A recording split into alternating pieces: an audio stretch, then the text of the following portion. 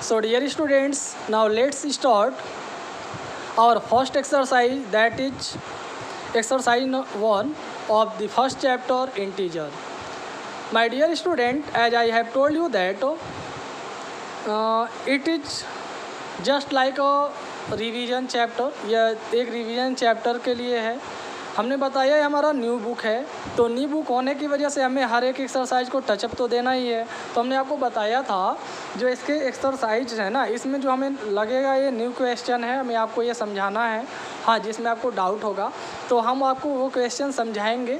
हाँ, still now if you have any problem, अगर आपको कोई प्रॉब्लम होगा तो you can ask me without any hesitation. हाँ, so student, that is question number 6 of exercise 1। हाँ, इस एक्सरसाइज का ये क्वेश्चन नंबर 6 है। इसके पहले जो क्वेश्चंस है ना 1 to 5 क्वेश्चन, तो आई थिंक 1 से लेकर 5 तक का जो क्वेश्चन है you can do your self, आप सभी लोग अपने मन से सॉल्व कर लेंगे। तो हमें जहाँ डाउट लग रहा था वो हम आपको बता रहे हैं। अगर उसमें भी आपको प्रॉब्लम होगा ना 1 to 5 में, तो फिर आप हमसे पूछिए, आई विल टेल यू। हाँ, so let's see question number 6। The question is, the midnight temperature of Delhi in the month of December was 10 degree Celsius. कह रहा ना कि दिसंबर महीने में दिल्ली के मिडनाइट यानी मध्य रात्रि का जो टेम्परेचर था ना वो 10 डिग्री सेल्सियस था। तो आप यहाँ पहले दिया है टेम्परेचर एट मिडनाइट। हाँ, तो student the temperature at midnight is 10 degree Celsius. हाँ, 10 डिग्री सेल्सियस गिवन है। फिर कह रहा है it dropped by 4 degree Celsius in the next 3 hours.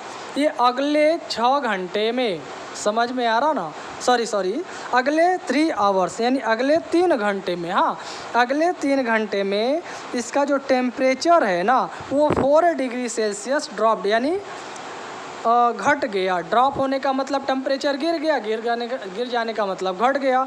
तो अगले 3 घंटे में इसका टेम्परेचर 4 डिग्री सेल्सियस घट गया। तो what was the temperature after 3 hours, तो 3 घंटे के बाद इसका टेम्परेचर क्या होगा। तो 3 घंटे के बाद टेम्परेचर क्या होगा ये हमें बताना है। तो स्टूडेंट्स, इट्स वेरी इजी।